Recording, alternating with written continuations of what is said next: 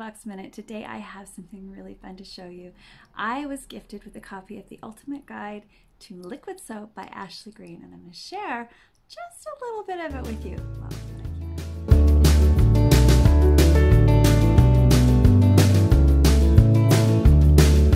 I do have to tell you, I'm having so much fun.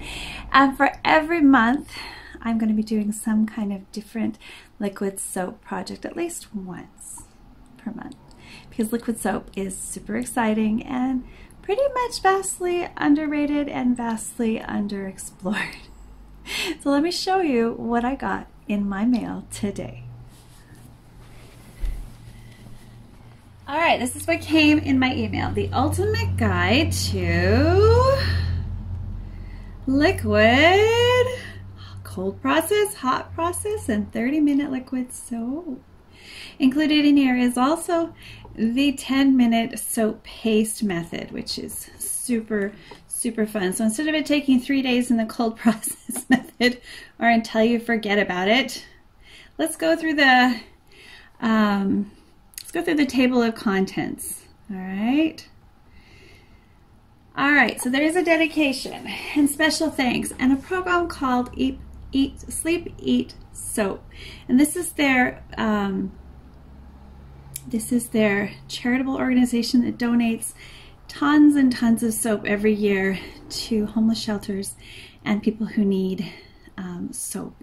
So she shows you how to access your book, so how to print it, passwords, downloads, Apple users, copyright and safety, and then the Ultimate Guide to Hot Process Soap Introduction. This is a manual, so there are review questions in every chapter. So first she goes over some of the acronyms, how to read the book, and then, just to start out, the history of soap, which is something that's often misquoted a lot. So it's kind of interesting to see what she was able to find out there as well. You'll hear about Mount Sapo. There's more to it than that. All right, and so when you finish that, then there's review questions, then soap science, which you will either be able to understand or you won't, but she gives you a nice introduction to chemistry and saponification, reaction rates, surfactants and cleaning, and some of those questions that that people ask out there, like chemical free, can it be? I guess it depends on your definition of chemicals. Then chapter 2, at the end, you have review questions. Okay, so chapter 3, she talks about fatty acids and soap qualities.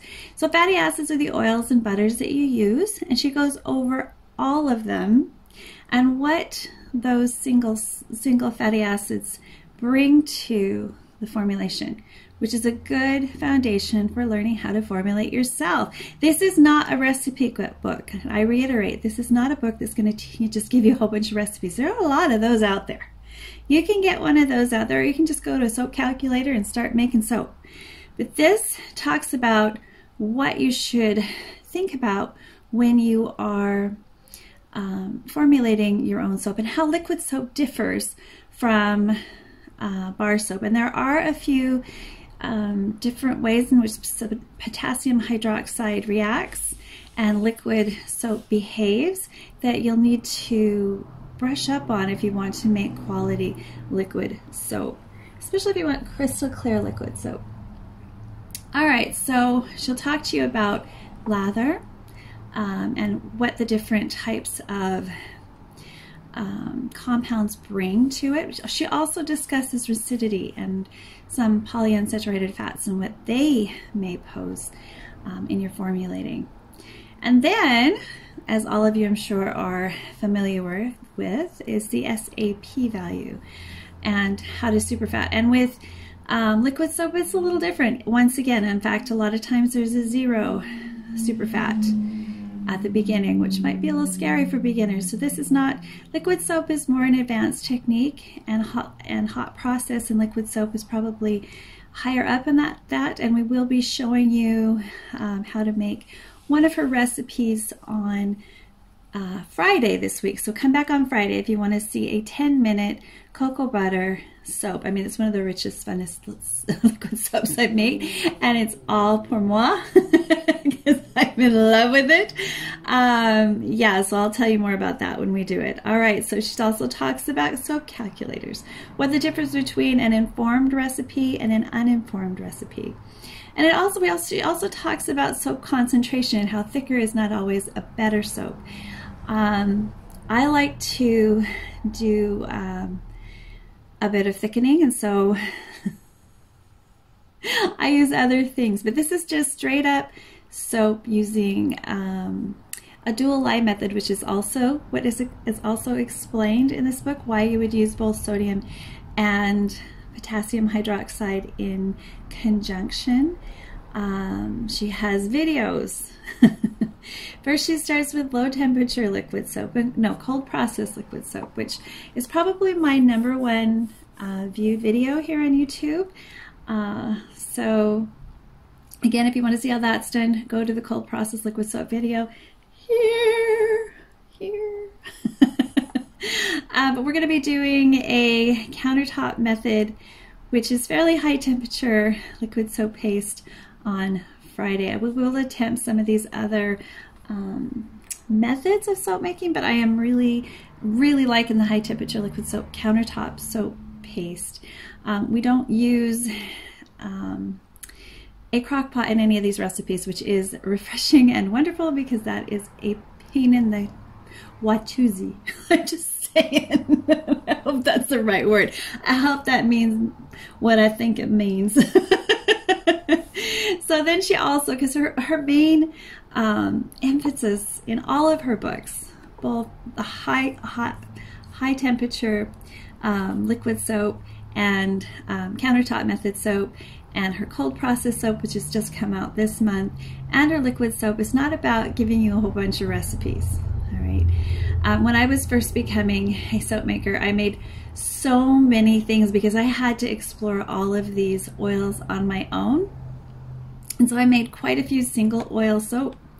And then I realized pretty quickly that single oil soaps don't give you everything you want. They don't give you the ideal formulation.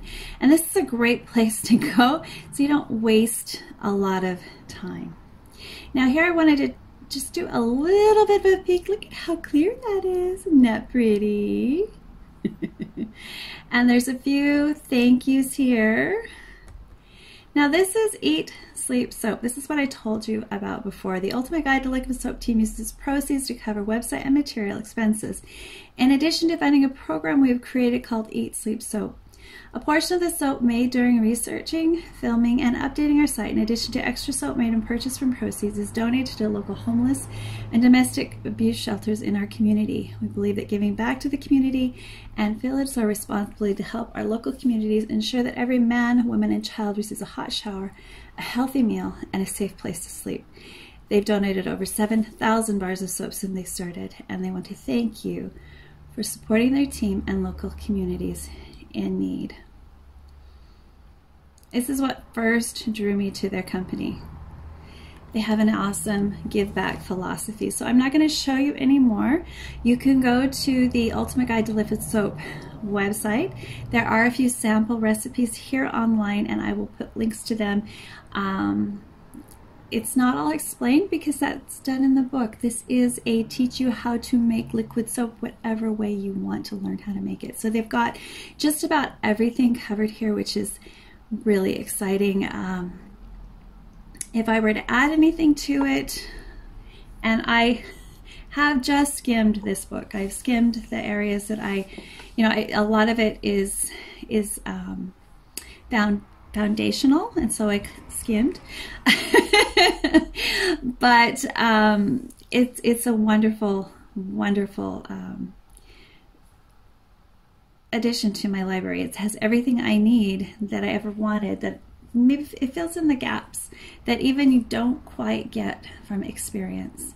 And I hope that if you're interested in learning how to make liquid soap, that you give Ms. Green a link below and have a look at what she's teaching. And if you're going to go to her classes, you'll probably learn even more. This has been a fantastic and wonderful opportunity, and I will be promoting this more as I test a few of the recipes in it and enjoy creating my own, because that's what happens when you get a book like this. It doesn't just give you a few great recipes, it shows you how to create your own fabulous, wonderful formulations that you can be proud of and can be proprietary.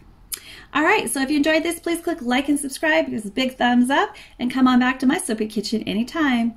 Bye for now.